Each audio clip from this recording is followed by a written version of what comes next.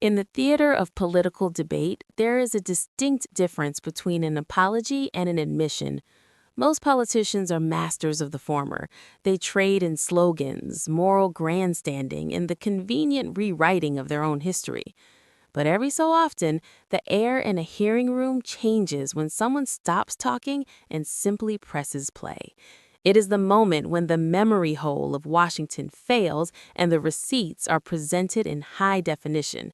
This isn't just about a clash of opinions, it is about the cold reality of what was actually said versus what is currently being denied. When the truth enters the room through a speaker system, the usual excuses don't just sound weak, they sound like a confession.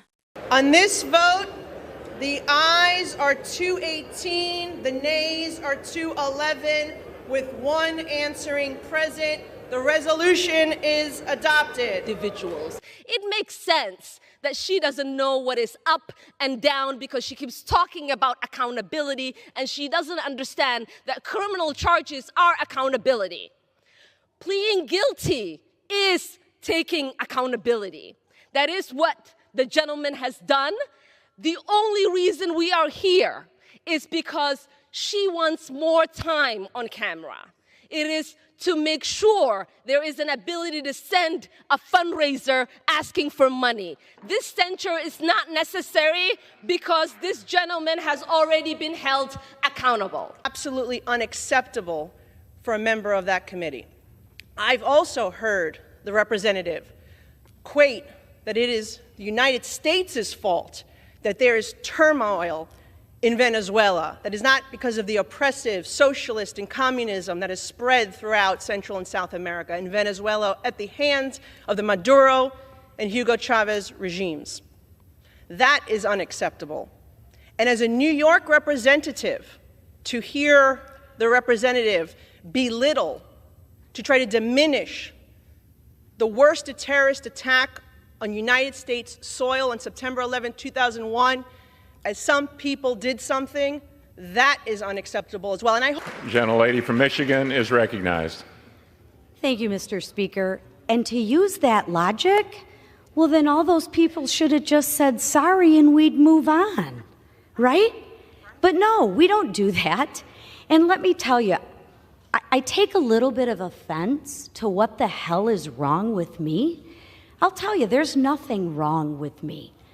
I took an oath to defend the Constitution, and that's exactly what I'm going to do. Again, I'm not going to apologize for it. I'm going to hold the Constitution, and it's very simple. We really shouldn't even have this debate. If you break the law and you follow due process, there are consequences to your actions, even if you say sorry. So we can try all of the diversion tactics that we would like.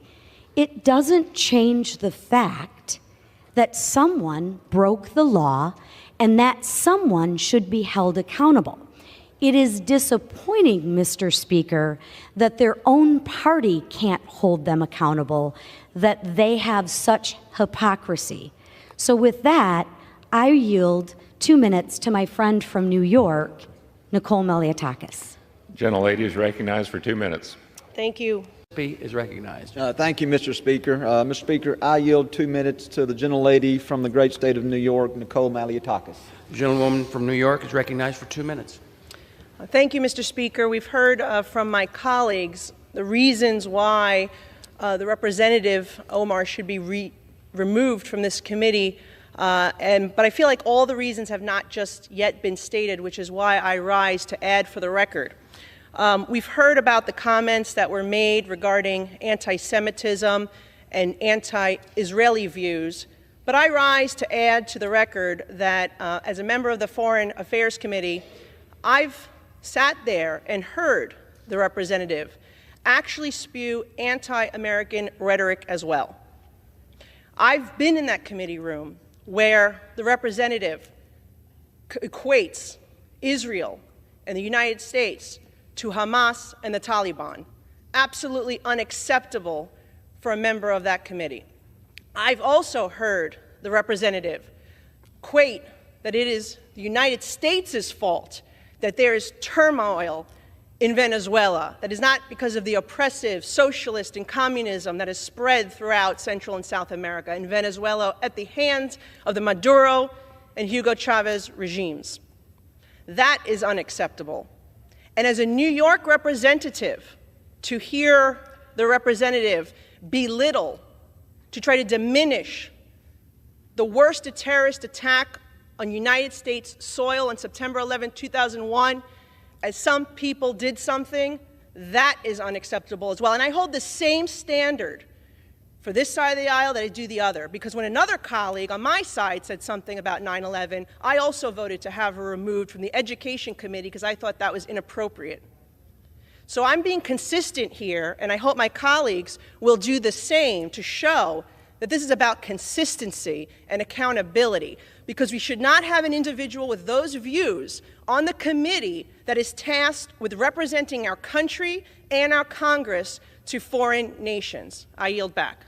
The real takeaway here is that in a world of endless noise, the most sobering sound is a playback of the truth. If we move into a future where a politician's past statements are treated as misinformation the moment they become inconvenient, we lose the very foundation of self-governance.